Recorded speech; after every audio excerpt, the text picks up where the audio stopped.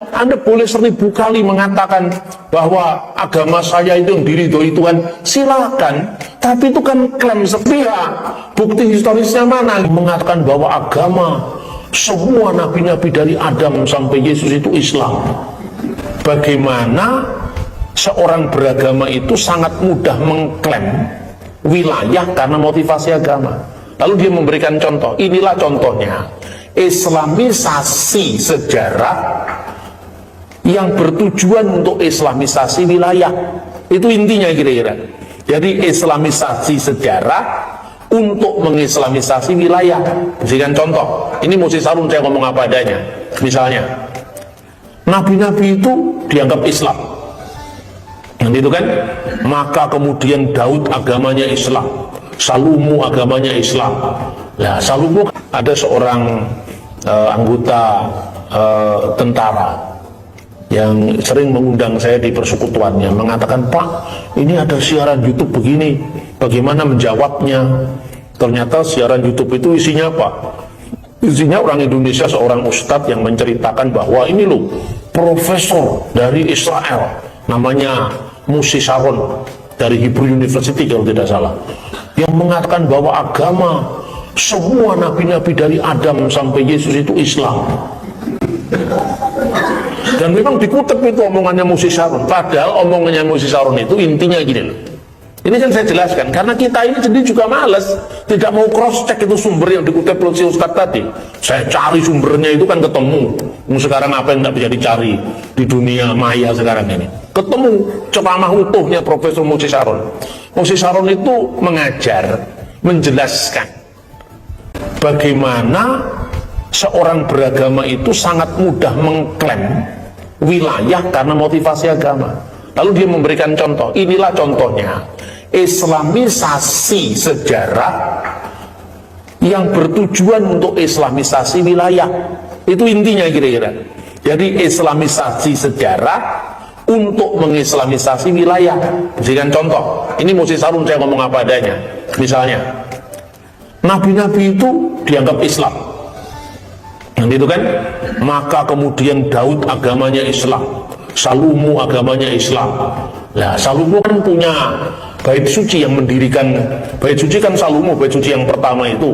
Nah, letaknya sekarang di mana? Di Yerusalem. Yang sekarang bait suci itu berdiri di kota Daud, sebetulnya kotanya agak ke bawah itu kan. Lebih kecil, kemudian dihancurkan oleh Nebukadnezar. Bangsa Yehuda mengalami pembuangan ke Babel tahun 586 sebelum Masehi. Kemudian tahun 539 sebelum Masehi, berkat kebijakan yang dilakukan oleh Kores Agung, maka kemudian semua jajahannya Babel, tawanannya Babel disuruh pulang kembali ke wilayah mereka masing-masing. Lalu diberikan hak untuk mendirikan rumah ibadah bagi agama mereka masing-masing. Ini yang sebetulnya deklarasi HAM pertama kali sebetulnya, kalau kita lacak dalam sejarah, karena jelas sekali di situ. Dan itu sumbernya tidak hanya Alkitab, ditulis dalam Isra dan Nehemia. Itu ditemukan prasasti, namanya prasasti Slinder Kores Agung.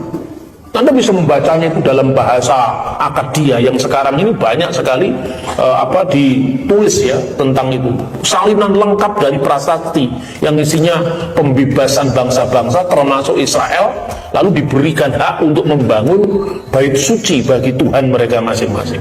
Maka mulailah masuk ke zaman Persia, Ratu Esther, kemudian Mordekai menjawab kejahatan dari seorang bernama Haman.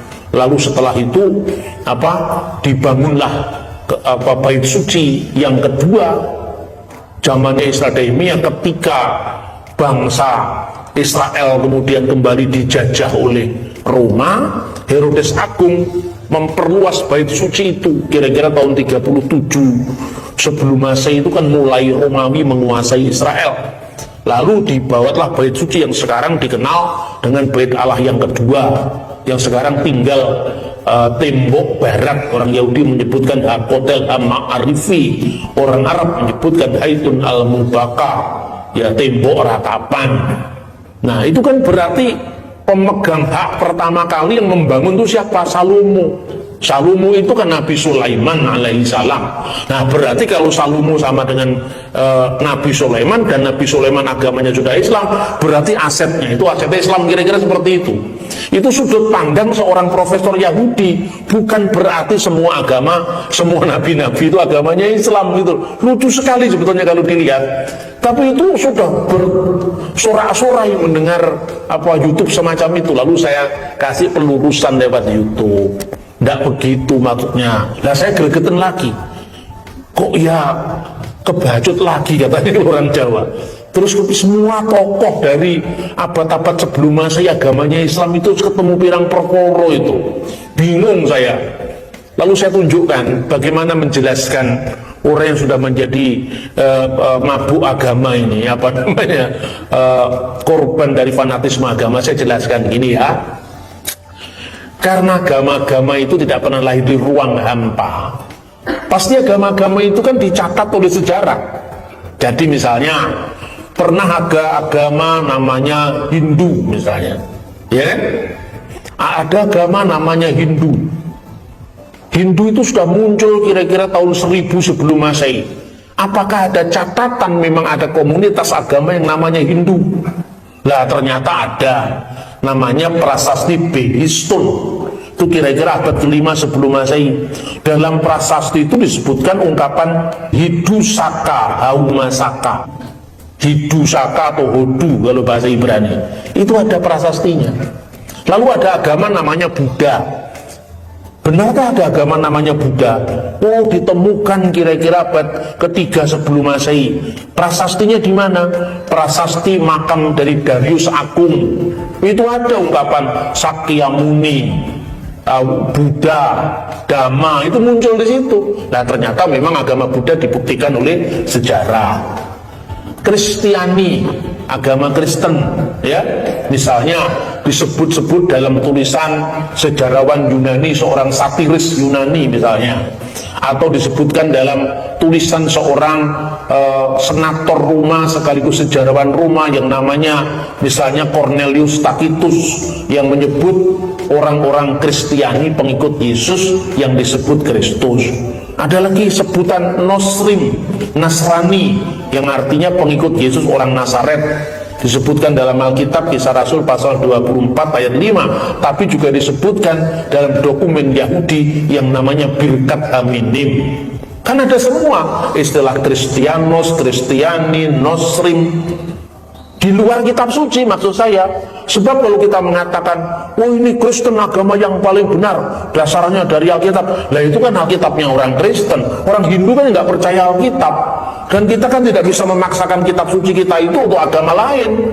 Begitu juga adalah hak setiap orang Muslim untuk mengatakan inna dinna indalahil Islam. Sesungguhnya agama di sisi Allah itu adalah agama Islam. Lu silakan. Tapi ketika Anda mengatakan bahwa semua nabi agamanya Islam, prasastinya mana? Yang di luar Quran itu mana yang menyebut ada agama Ibrahim agamanya Islam?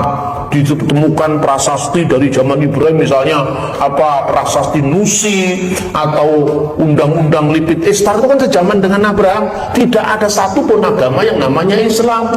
Gitu loh, cara berpikir historis.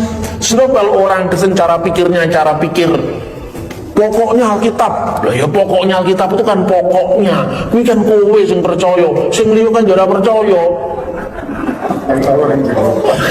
Itu kan hanya kamu yang percaya, orang lain kan nggak percaya gitu loh. Begitu juga Anda boleh 1000 kali mengatakan bahwa agama saya itu yang diridhoi Tuhan, silakan. Tapi itu kan klaim sepihak. Bukti historisnya mana gitu loh. Nah itu kira-kira pentingnya memahami tantangan kita di masyarakat majemuk. Kalau saya hanya membuktikan bahwa ketika saya percaya orang Kristen Yesus itu disalib, saya dengan lantang berani berkata, sudah kamu tutup Alkitab itu Yesus pasti disalib.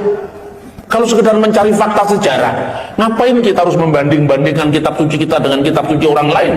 Sama-sama kepercayaan. Bagi yang percaya, monggo. Bagi yang tidak percaya, nah itu kan bukan berarti bagi dia. Makanya saya membuktikan Yesus disalib. Itu tulisannya Cornelius Tacitus. Itu tulisannya Flavius Josephus. Josephus itu orang Yahudi, bukan orang Kristen. Cornelius Tacitus itu orang Roma, bukan orang Kristen. Dan mereka tidak menerima Yesus, tapi mereka mengatakan Yesus disalibkan pada masa pemerintahan Pontius Pilatus. Baru di abad ketiga itu pengembangan dari sekte Gnostik namanya Basilides, muncul teori yang disalibkan itu bukan Yesus tapi Simon dari Kirene. Itu baru abad ketiga. Nah, kalau baru abad ketiga dari peristiwa, berarti kan lebih dari 270 tahun setelah peristiwa. Nah, secara historis tidak ada artinya. Diponegoro itu matinya di Sulawesi, ya kan? Kemudian fakta sejarahnya ada. Pertama, sumber primer. Diponegoro sebelum wafat itu menulis namanya Babad Diponegoro yang ditulis di Manado. Ada bukti lagi, komunitas Jawa Tondano, yaitu murid-muridnya Kiai Mojo. Sekarang masih ada Jaton di Tondano kok pakai bahasa Jawa. Itu karena memang keturunannya Kiai Mojo. Itu kan bukti sejarah, sumber primer, sumber sejaman, kan begitu kan. Nah, nanti kemudian 300 tahun kemudian ada orang mengatakan dia menerima wangsit dari dunia gaib bahwa Diponegoro itu matinya di Madura misalnya. Loh, ini apa punya nilai sejarah? Tapi saya tidak pernah mau mengurusi agama orang. Saya hanya ingin membangun kepercayaan kepada orang Kristen bahwa imanmu itu bukan sekedar klaim secara sepihak. Ketika pengakuan iman sepanjang abad mengatakan yang menderita di bawah pemerintahan Pontius Pilatus, itu artinya apa? Kredo iman kita itu dibuktikan oleh fakta sejarah.